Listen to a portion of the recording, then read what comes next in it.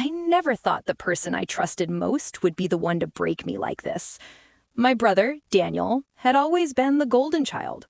Confident, funny, the kind of man who could talk his way out of anything. And maybe that should have been my warning. Ever since we were kids, I believed he'd protect me. He was 5 years older, always calling me kiddo, always telling me he'd look out for me no matter what.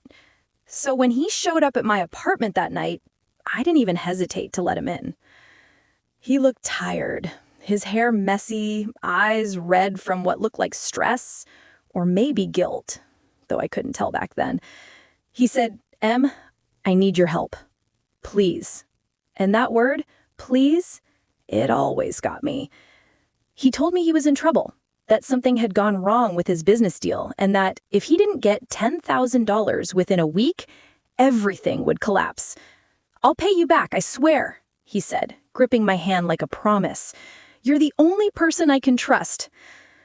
I remember my chest tightening. 10,000 wasn't pocket change. It was my college fund. The money I'd saved from years of working late nights, tutoring, and giving up weekends with friends. But he was my brother. And when family looks you in the eyes and begs for help, how do you say no? So I didn't. I transferred the money that same night. He hugged me tight, whispered, "You're a lifesaver," and left. And that was the last time I saw my brother for almost 2 months. I didn't know it then, but that money wasn't going toward any business deal. It was buying a ring, a diamond ring for someone who wasn't me, but who would unknowingly wear the price of my future on her finger. 2 weeks passed, then 3, then 5.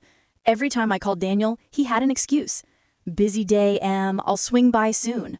Or, "Sorry, I'm in meetings all day. Can we talk later?" Later never came. At first, I told myself it was fine. He'd always been busy. He lived fast, always chasing something. But when someone you love starts avoiding eye contact, even over the phone, you feel it. One afternoon, while scrolling through social media, I saw something that made my breath catch. A post from Daniel's girlfriend, Chloe. A photo of her hand, perfectly manicured, glimmering under sunlight. And there it was, a ring. The caption read, "He said forever, I said yes." Hundreds of likes, smiling emojis, congratulations. And me, I just stared at the screen, my heart thudding so loud I could hear it. It couldn't be. I wanted to believe it wasn't. I tried to convince myself it was just a coincidence, that maybe he'd gotten his money back, maybe things worked out, maybe I was just overthinking. But deep down, I knew. The next day, I drove to his apartment. His car was there, lights on, music playing inside. I knocked once, no answer. Then I used the spare key he gave me years ago, back when trust still meant something. Inside, the place was a mess of champagne glasses, ribbons, and gift boxes. On the counter sat an open jewelry box, the same ring I saw in that picture, but in photos from different angles. Receipts too, and one of them was mine. My name, my account. $10,000. Gone. And beneath the total, in neat black ink, a note scrawled by hand. "She's worth every penny." Signed, Daniel. I stood there, my chest tightening, vision blurring. That's when I realized it wasn't just money he'd taken. It was trust. And trust doesn't grow back once it's stolen. I didn't even feel my legs moving as I left his apartment. All I knew was that I had to see him, face to face, before I completely lost my mind. He finally answered his phone after the 5th call. "Em, what's wrong?" he asked, his voice soft, practiced, like he already knew. I said, "We need to talk. Now." When he arrived at my place, he wore that same easy smile, the one that had gotten him out of every lie since we were kids. He leaned on the doorframe and said, "You look upset. Did something happen?" I just stared at him. "You used my college fund, Daniel." His smile faltered for half a second. Then he laughed softly. "Wow, straight to the point, huh? I was going to tell you." I said, "Tell me what? That you stole from me?" "Borrowed," he corrected. like the word could erase the betrayal. "You bought a ring," I said quietly. He didn't deny it. Instead, he sighed and said, "Em, you wouldn't understand. Chloe's the one. I had to show her I was serious. This was my chance to build something real." "With my money?" I whispered. He took a step closer. "You've always had savings. You're smart, careful. You'll earn it back in no time. But me? I needed this moment." His tone softened, that manipulative charm creeping back. "You're my sister. You love me. Isn't that what family does?" I felt my throat burn. He was doing it again, twisting things until somehow I was the bad guy for being hurt. "You lied, Daniel. You looked me in the eyes and lied." He shrugged.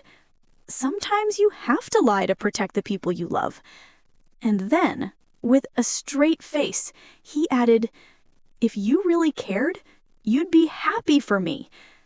I stared at him, the brother I'd trusted, defended, and believed in for my entire life. And for the first time, I saw him clearly, not as my brother, but as someone who saw love as a resource to use, and me as the one who'd never say no. "Get out," I said quietly. He blinked. "What?" "Get out." He looked hurt, but not sorry. And when he left, I realized something that hit even harder than anger. I wasn't losing a brother that night. I was finally seeing the truth about the one I'd already lost. After he left, the apartment felt different. It wasn't just quiet, it was empty in a way that made my chest ache. Every corner still carried a memory of trust, now replaced by the echo of his lies. I didn't cry that night. I just sat there, staring at my phone, reading old messages, all those "love you sis" texts that now felt like lines from a script. It's strange how fast family can start to sound like fiction. Months have passed since that day. Sometimes I still wake up wondering if any of it was real. The trust, the laughter, the version of Daniel I thought I knew. But the truth is, I think that version only existed in my heart, not in him. People always tell you blood is thicker than water, but they never tell you that love, even family love, can drown you if you keep holding on when you should let go. I started college late, but I made it there. I took extra shifts, applied for scholarships, and worked my way through every class like I had something to prove. Maybe to the world, maybe just to myself. And somewhere between sleepless nights and early mornings, I stopped being angry. One evening, while walking home from class, I saw Daniel again, by accident, at a gas station. He looked different, tired, worn out, like life had finally stopped letting him talk his way through it. He saw me too, and for a second our eyes met.